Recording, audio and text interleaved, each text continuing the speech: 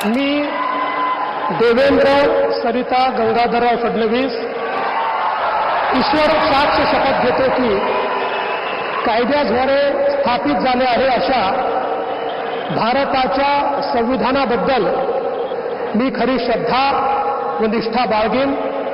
मी भारताची सार्वभौमता व एकात्मता उन्नत राखीन।